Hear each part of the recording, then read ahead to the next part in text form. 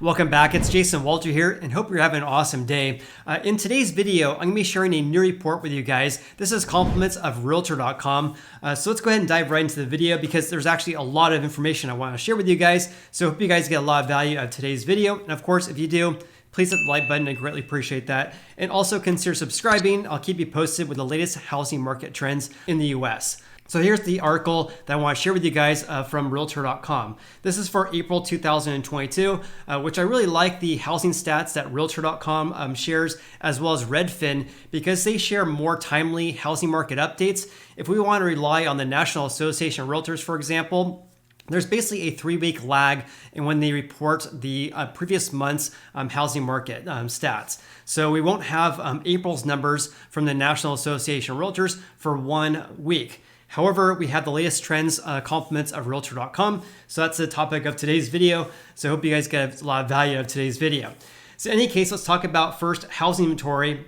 We're going to talk about new listings and of course home prices as well. It says here that housing supply or housing inventory is catching up with last year's levels, which is obviously a positive sign if you're a home buyer. However, supply is down 60.1% compared to 2020, right at the onset of this pandemic here. So the amount of houses we have available for sale is down 60% now compared to basically March of 2020.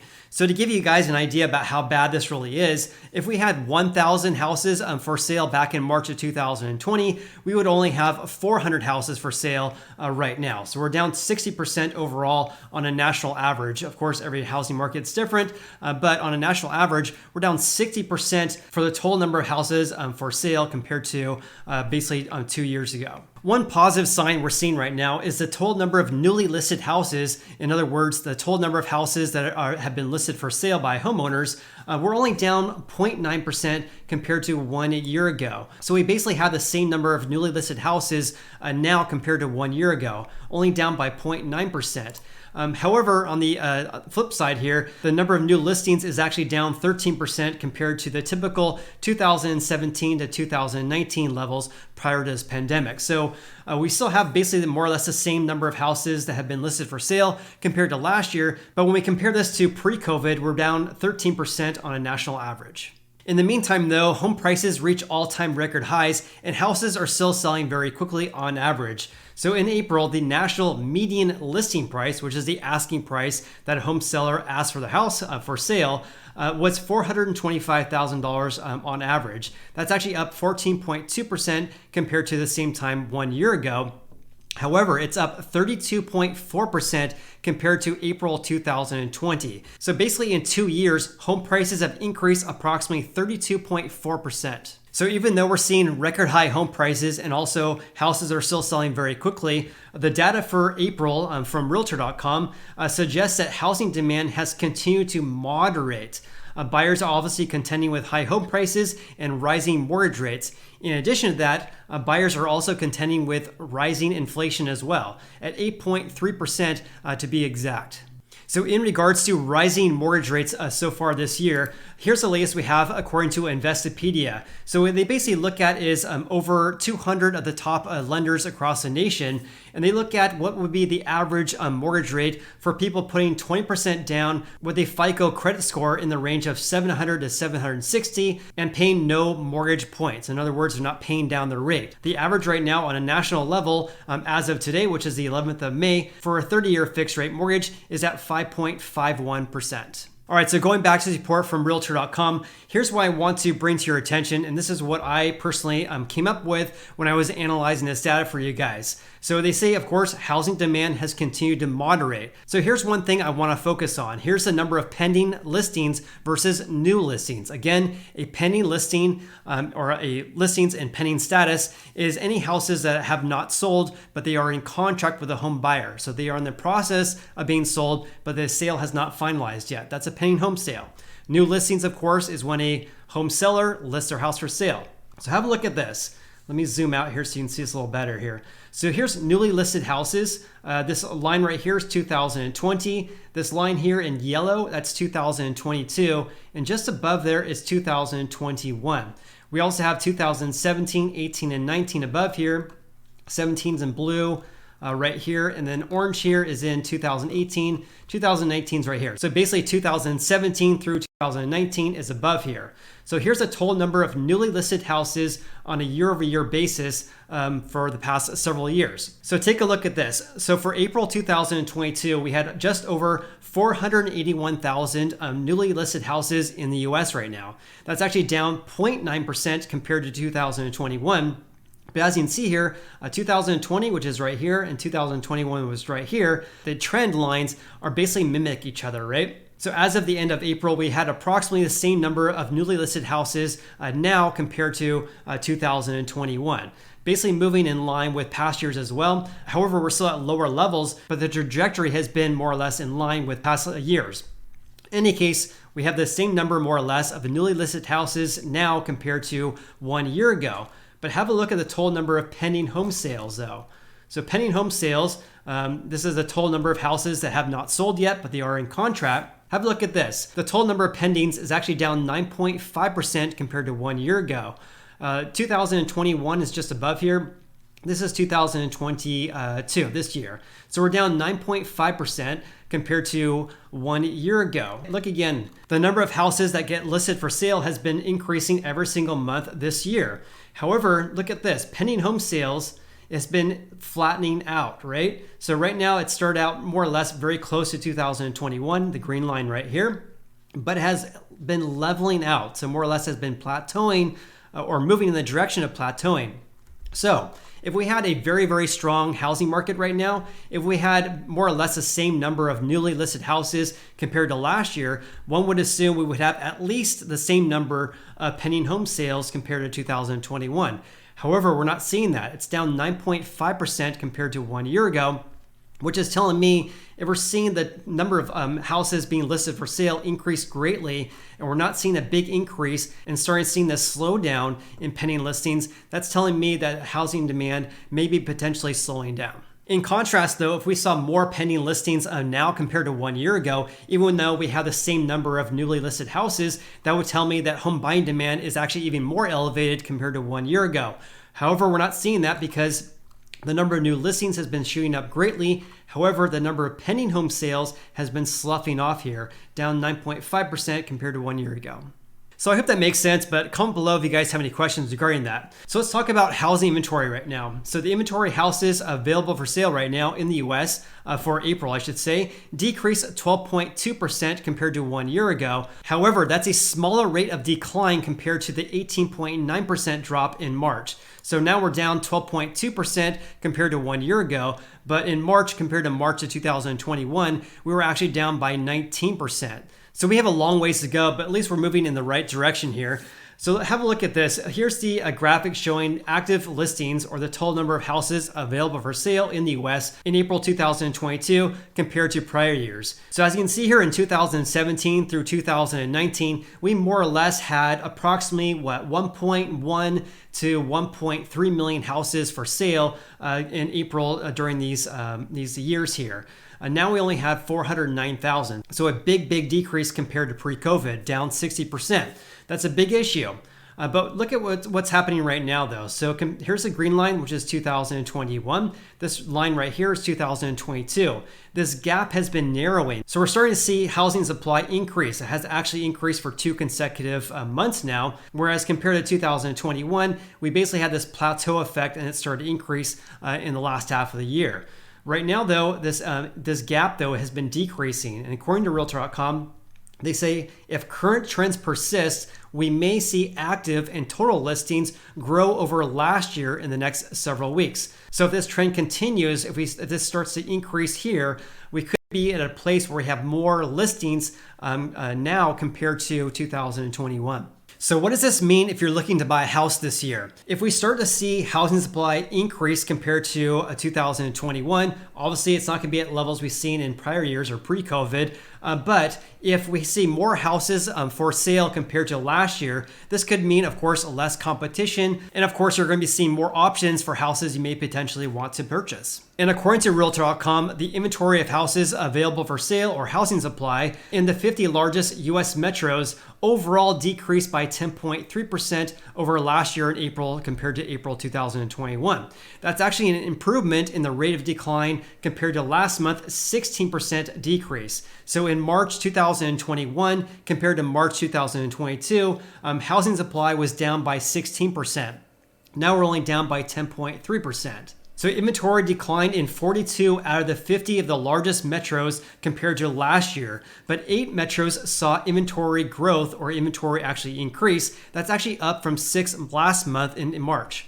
The US metros which had the most inventory growth include Riverside, an increase of 23.3% in the total number of houses for sale compared to 1 year ago.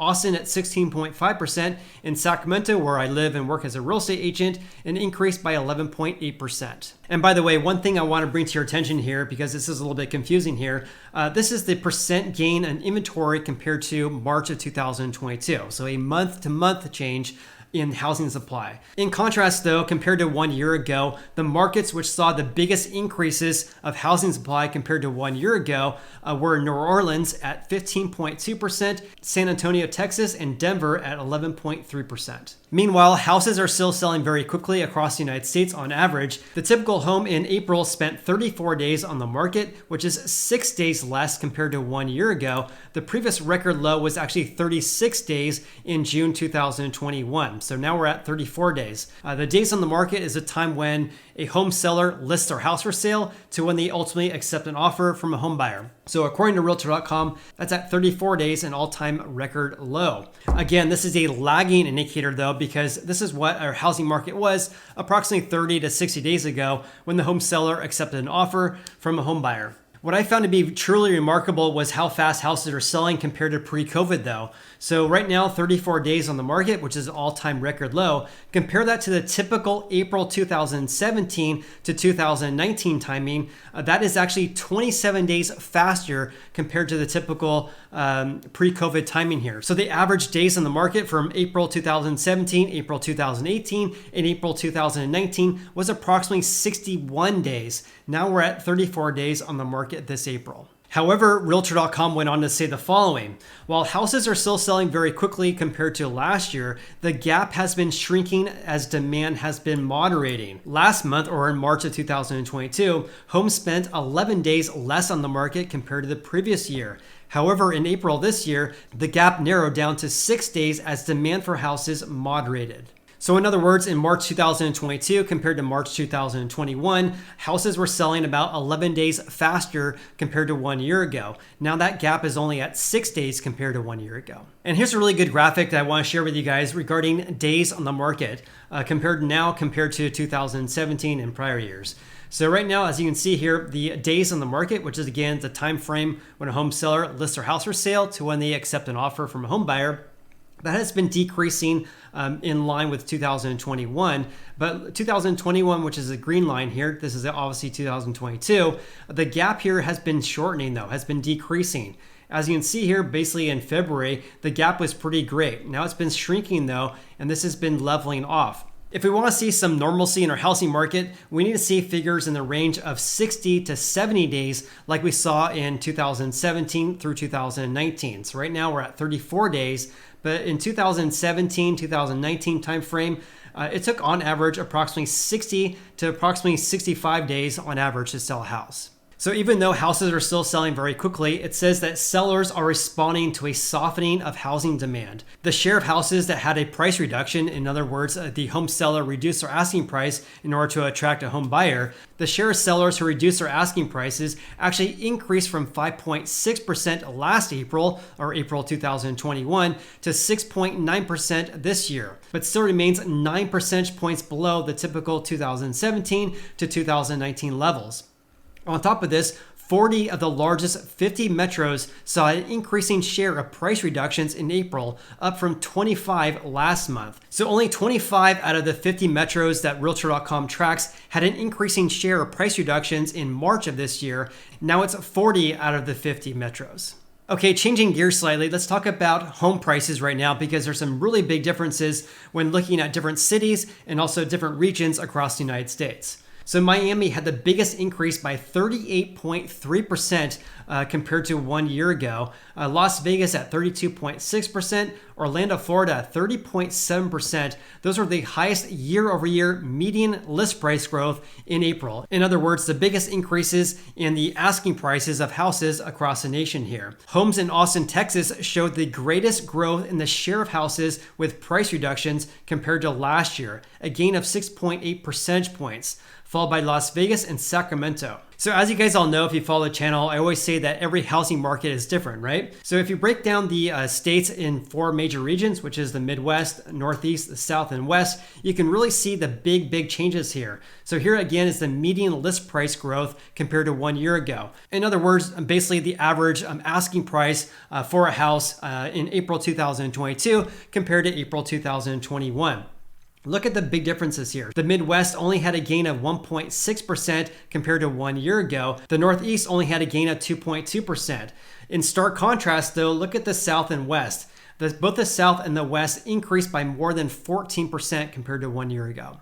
So before I wrap this video up, I want to share some regional stats with you guys. We also can see some very big differences when looking at each of the major metros in the US as well. So in the Austin, Texas area, the median listing price is at $625,000. Again, this is for April 2022. That's a gain of 27.6% compared to 1 year ago. However, what they're seeing right there in Austin, Texas is an increase in the share of sellers that are reducing their asking prices. So right now the share is at 6.8%, a big gain compared to other areas across the United States here. And one reason why Austin may be seeing an increasing share of people reducing their asking prices is because they're seeing more housing inventory. So active listing count has actually increased by 16.5% compared to 1 year ago. In stark contrast though, in the Chicago area, the median list price is actually flat compared to 1 year ago. So basically home prices right now, or asking prices in April 2022 compared to April 2021 was more or less flat in the greater Chicago area compared to a 27.6% increase in Austin, Texas. Also, in the Cleveland, Ohio area, the median asking price is down 14.3%, a big difference when you compare that to other areas. Especially when you compare that to Jacksonville, Florida, a 22.9% gain, Las Vegas, a 32.6% gain, Miami, Florida, 38.3%, Nashville, Tennessee, a gain of 26.2% in 1 year. And by the way, the national averages should be in the range of 3 to 6% and not 30% plus. Orlando, Florida also had an increase by 30.7% compared to 1 year ago. Phoenix, Arizona, a gain of 22%. Rochester, New York, a decrease of almost 20% year over year. Sacramento, California, and also the Roseville area, which is about a half an hour away from Sacramento. Our median asking price is $649,000, a gain of 13.2% compared to 1 year ago. In addition, the Tampa area of Florida increased by 28.8%. So comment below with your biggest takeaways from today's video. Also, if you get any value out of today's video whatsoever, then please hit the like button. I greatly appreciate that. Hope you have an awesome day and look forward to seeing you in the next video.